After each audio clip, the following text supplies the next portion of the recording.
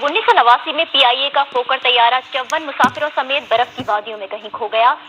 बिस्मिल्लाहिर्रहमानिर्रहीम। नाज़रीन इकराम, अस्सलाम वालेकुम।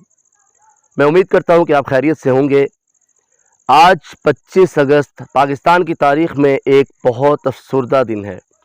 शायद आपके इल्म में हो कि आज से 32 साल पहले यानी 25 अगस्त 1989 25 अगस्त 1989 को पाकिस्तान की हवाबाजी की तारीख़ का एक ऐसा वाक़या हुआ था जिसने शुकूक व शुबहात की एक दबीज़ तय अपने ऊपर ओढ़ी है, और आज तक हम इतने साल गुजरने के बावजूद इस वाक़े की हकीकत से बेखबर हैं। मीडिया पर भी उस हवाले से महदूद सी मालूमात मिलती हैं। आज के इस दिन में हम उस वाक़े को याद कर रहे हैं जब 25 अगस्त 1989 को PIA का एक तैयारा गिलगित से इस्लामाबाद वापसी पर इस तरह लापता हुआ कि बेशुमार तलाश करने के बावजूद उसका कोई सुराग नहीं मिल सका। दुनिया की तारीख़ में शायद किसी तैयारे को किसी हादसे के बाद उतना तलाश न किया गया हो कि जितना इस तैयारे को तलाश किया गया, लेकिन अल्लाह की कुदरत देखिए कि आज तक उस तैयारे का एक पुर्जा भी न तो मिल सका, न ये ख़बर मिली कि वो तैयारा कहाँ है। उसके हवाले से मुख्तलिफ़ तरह की ख़बरें गर्दिश करती रहीं। उस वक्त की हुकूमत के पास इस सवालों का कोई जवाब नहीं था। बहुत सारे इस हवाले से अंदाज़े लगाए जाते रहे। अखबारों में, मैगज़ीन में बहुत ज़्यादा कुछ लिखा जाता रहा। पाकिस्तान का कौमी टेलीविज़न उस वक्त मौजूद था, और ये इलेक्ट्रॉनिक मीडिया का जो आज हमें पूरे का पूरा मंज़र और माहौल नज़र आता है, चहल पहल नज़र आती है, ज़ाहिर है उस वक्त मौजूद नहीं थी। तो PTV की तरफ से तो वही मालूमात फ़राहम की गई कि जो उसको हुकूमत की तरफ से दी गई, और ख़ुद हुकूमत चूँकि इस मामले में बेखबर थी, और तमाम जो मालूमात थी वो अंदाज़े और तखमीनों की बुनियाद पर लगाई जा रही थी। लिहाजा आज तक मैं और आप इस वाक़े की तमाम तर तफसीलात से बेखबर हैं। मैं और आप नहीं जानते कि अपने अंदर 54 मुसाफिरों को समाये हुआ तैयारा न जाने कहाँ गुम हुआ। बाद इत्तलात के मुताबिक वो पहाड़ियों में कहीं क्रैश हुआ, बाद इत्तलात के मुताबिक वो मकबूजा कश्मीर में कहीं जा पहुँचा और उसे शायद इंडियन फोर्सेस की तरफ से मार गिराया गया, लेकिन कोई भी ख़बर ऐसी नहीं है कि जिसकी तस्दीक बाकायदा तौर पर की जा सके। नाज़रीन इकराम, वैसे तो पाकिस्तान में बेशुमार हादसात हमारे नज़र से गुज़रे। बहुत सारे ऐसे हादसात हुए कि जिनमें बहुत बड़ी बड़ी कीमती शख्सियात ने भी जाम शहादत नोश किया, लेकिन आज के दिन होने वाला वाक़या मेरे लिए इसलिए भी अहम है कि इस वाक़े के साथ मेरा एक ज़ाती ताल्लुक़ है, और वो ताल्लुक़ ये है कि 54 मुसाफिरों के साथ परवाज़ करने वाला ये तैयारा, इसमें जिन दो लोगों को SSG की तरफ से स्पेशल तौर पर सिक्योरिटी की ड्यूटी पर नामज़द किया गया था, उन दो कमांडोज़ में से एक कमांडो सिराजुल हक मेरे सगे मामू थे।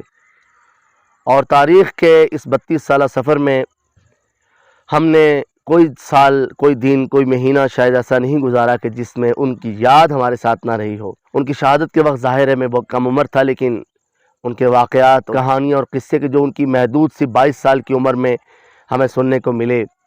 इस उम्र में उन्होंने पाकिस्तान आर्मी को न सिर्फ ज्वाइन किया बल्कि स्पेशल सर्विसेज ग्रुप को भी ज्वाइन किया और उसके कमांडो बने। और जो लोग इसको समझते हैं उन्हें अंदाज़ा है कि एक कमांडो की अहमियत क्या होती है, और उसको तैयार करने के लिए वतन अज़ीज़ पाकिस्तान और पाकिस्तान आर्मी का कितना बड़ा सरमाया, उसकी सलाहियतें, उसके ऑफिसर्स और उसके ट्रेनर्स की जो मेहनत शामिल होती है, और उसके बाद एक SSG का कमांडो तैयार होता है। तो वतन अज़ीज़ पाकिस्तान के इस कीमती इदारे के लिहाज से भी एक नुकसान था। फिर नुकसान की अगर हम बात करें तो पायलट भी बहुत कीमती सरमाया होते हैं। लेकिन मैं ये सोच रहा था कि उस में सफ़र करने वाला हर एक फ़र्द, हर एक मुसाफिर अपनी फैमिली के लिए तो वो दुनिया का कीमती तरीन फ़र्द वही था, और रियासत के लिए अहम था या नहीं था, वो मुल्क के लिए बहुत मशहूर और नामवर था या नहीं था, वो कोई बहुत बड़े काम कर सकता था या नहीं कर सकता था, इससे तो उनको कोई गर्ज नहीं थी। उनके लिए, उन 54 घरों के लिए तो वो सब ही कीमती लोग थे। वो उनका मुस्तकबिल थे, वो उनकी आंखों के तारे थे, वो उनकी उम्मीद थे, वो उनके दिल का सुरूर थे। और ये हादसा शायद उन सब के लिए वही कैफियत और वही जज्बात लेके आता है जो हमारे लिए लेके आता है। नाज़रीन इकराम, एक और बात मैं आपसे शेयर करना चाहता हूँ।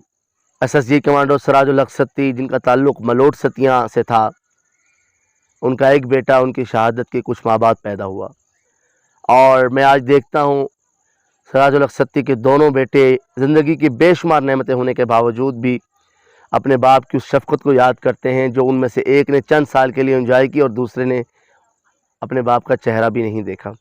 لیکن یہ کہانی تو بہت سارے گھروں کی کہانی ہے، ان سب کی کہ جو اس طرح کے حادثے سے گزرتے ہیں، ان سب کی کہ جن کے عزیز و اقارب میں سے کوئی اس طرح کے واقعے میں ان سے جدا ہو جاتا ہے اور پھر پوری زندگی کے لیے ایک کرب اور دکھ کی کیفیت ہوتی ہے۔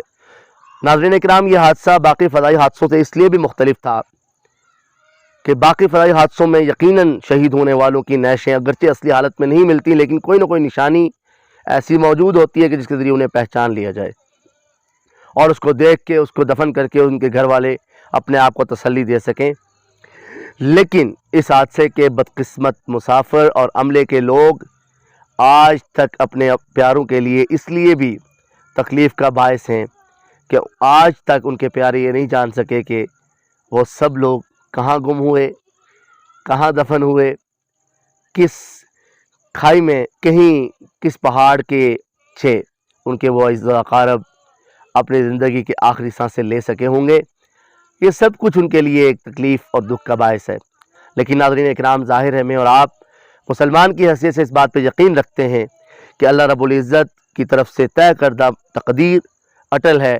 ایک مسلمان کی حیثیت سے اس لیے میں اور آپ اللہ تعالیٰ کی کسی بھی تقدیر کے نتیجے میں آنے والی تکلیف کو برداشت کرتے ہیں اور صبر کے نتیجے میں ہمارے لیے اجر کا وعدہ بھی ہے، اور وہی رویہ ہے کہ جو ایک مسلمان کو زیب دیتا ہے۔ تاج الحق ستی شہید کے والدین نے اپنی زندگی میں صبر کی ایک عظیم مثال قائم کی۔ آج وہ دونوں بھی اپنے رب کے پاس پہنچ چکے۔ یقیناً ہم سب امید کرتے ہیں کہ وہ اپنے شہید بیٹے سے ضرور جنت میں مل چکے ہوں گے اور اللہ تعالیٰ نے انہیں ضرور نوازا ہوگا۔ آج کے اس دن نے یہ یاد کروایا تھا کہ آپ سے اس حادثے کے حوالے سے بات کی جائے، تو اپنے جذبات آپ سے شیئر کیے۔ ناظرین اکرام، اس دعا کے ساتھ کہ اللہ تعالیٰ ہم سب کے پیاروں کو محفوظ رکھے، ہمیں کسی آزمائش میں مبتلا نہ کرے، اور زندگی میں اگر کبھی مشکلات آئیں تو ہمیں صبر کے ساتھ انہیں برداشت کرنے کی توفیق دے۔ وطن عزیز پاکستان کے لیے بھی بہت ساری دعاؤں کے ساتھ کہ اس کے ادارے، اس کے جوان سلامت رہیں اور اس وطن کے لیے ہمیشہ اپنا کردار ادا کرتے رہیں۔ اللہ تعالیٰ پاکستان کو اسلام کے لیے قائم رکھے اور یہاں پر اسلامی نظام کو قائم و دائم کرے، اور یہ وطن پوری دنیا کے مسلمانوں کے لیے ایک امید کی کرن ثابت ہو۔ اور ہماری یہ دعا ہے کہ آئندہ پاکستان میں اور دنیا بھر میں اس ہوا بازی کے حوالے سے کوئی بڑا حادثہ رونما نہ ہو، تاکہ یہ جو جدید ترقی ہے یہ ہمارے لیے مشکلات کے بجائے آسانیوں کا ہی ذریعہ بنتی رہے۔ اللہ تعالیٰ ہم سب کو محفوظ رکھے۔ آج کی اس ویڈیو میں آپ سے اجازت چاہتا ہوں۔ اللہ حافظ۔